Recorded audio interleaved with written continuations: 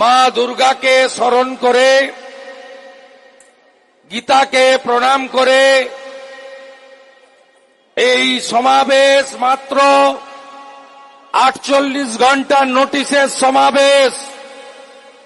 এই সমাবেশের জন্য খাওয়ার ব্যবস্থা হয়নি, গাড়ির ব্যবস্থা হয়নি, ট্রেন বুকিং হয়নি, পোস্টার হয়নি, দেয়াল লিখন হয়নি।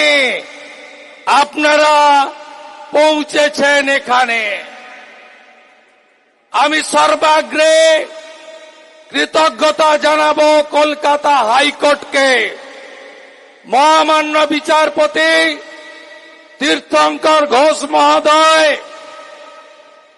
বেশ কয়েকটি রাষ্ট্রবাদী সংগঠন তারা বাংলাদেশে হিন্দু নিধন, মন্দির ভাঙা, হিন্দু মা বোনের উচ্ছেদ, লুট আর ফলাকাটা থেকে বেলডাঙ্গা পশ্চিম বাংলায় হিন্দুর ধর্মাচরণে আঘাত আর ব্যাঘাত, তার প্রতিবাদে মাত্র 48 ঘন্টা নোটিশে এই জমায়েত।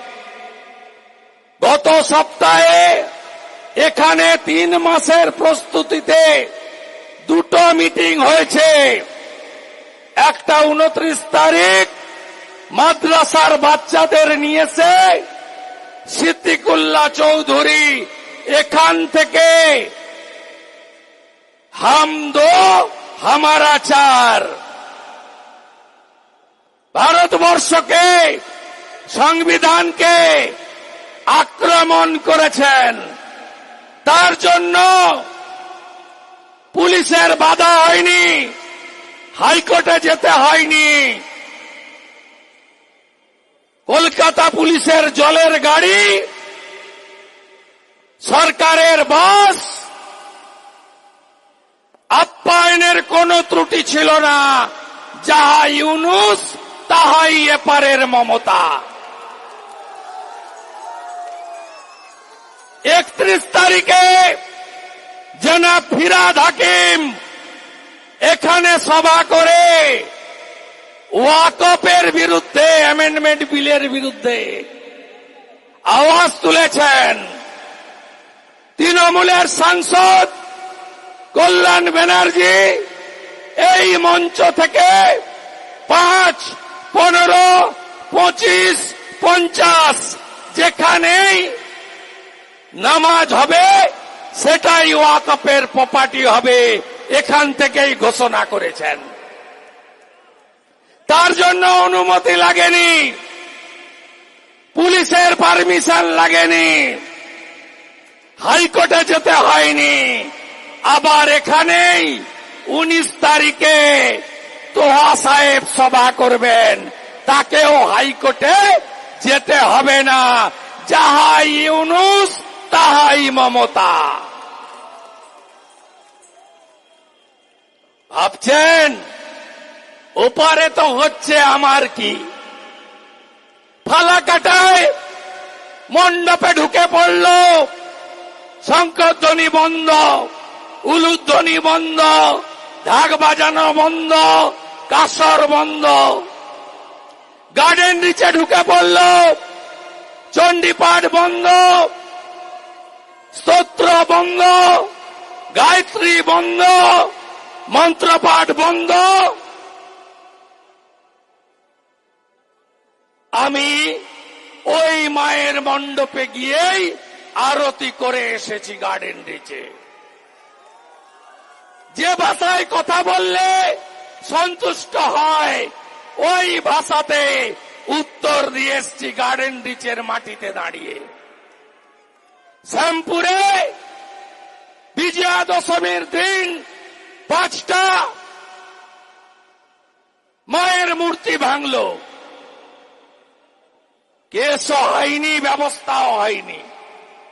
বাউড়িয়ায় নিরঞ্জন মিছিলে ঢিল ছুঁড়ল, রাজাবাজারে কালী পূজায় হামলা করল, বেলডাঙ্গাতে নাকি সব হিন্দু মন্দির মুসলমানরা পাহারা দিয়েছে আমার কথা নয়, বিধানসভায় মমতা ব্যানার্জির কথা।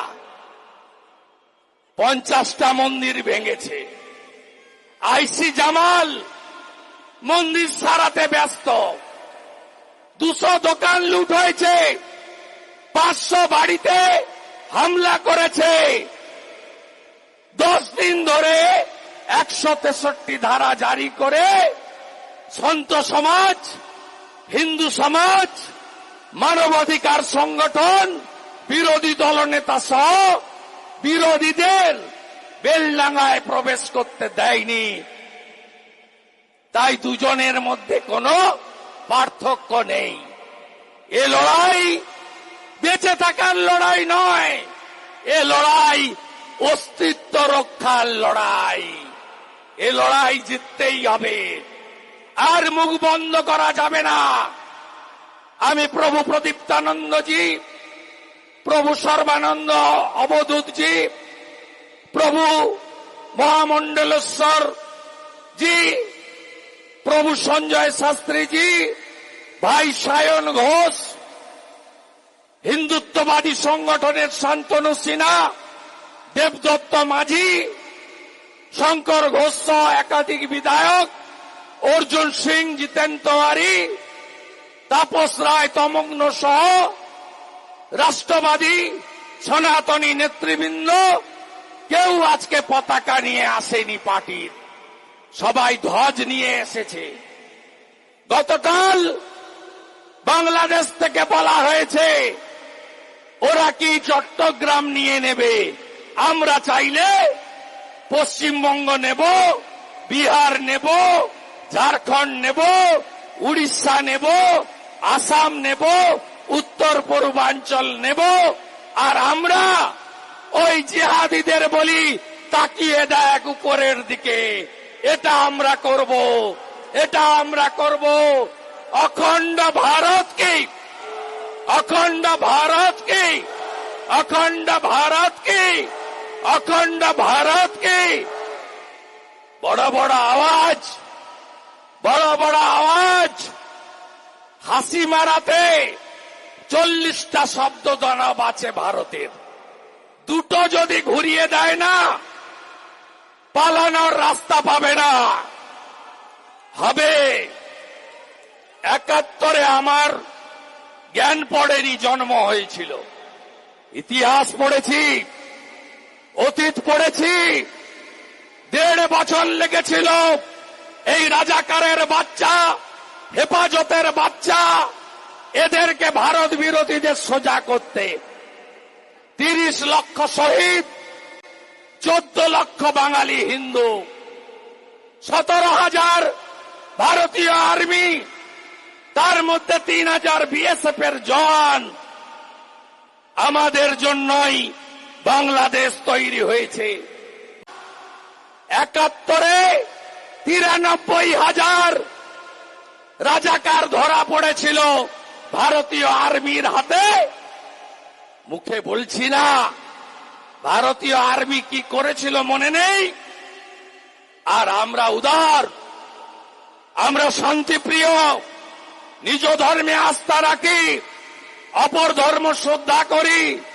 স্বামী বিবেকানন্দ, প্রভু শ্রী চৈতন্য দেব, স্বামী প্রণবানন্দ মহারাজ, তারা আমাদের এইসব শিখিয়ে দিয়ে গেছেন। আমরা 93,000-কে মুক্তি দিয়েছিলাম। আর একটা 16ই ডিসেম্বর আসছে, বিজয় দিবস। পাকিস্তানের আর্মি জেনারেল নিজামি আত্মসমর্পণ করেছিল। 2025 হিন্দুরা আর একটু চোয়াল শক্ত করে রাখুন, মুক্তিযোদ্ধারা আর একটু ঐক্যবদ্ধ থাকুন। 20 জানুয়ারি 2025-এর পরে বিশ্ব সমাজ বাংলাদেশের জন্য এগিয়ে আসবে।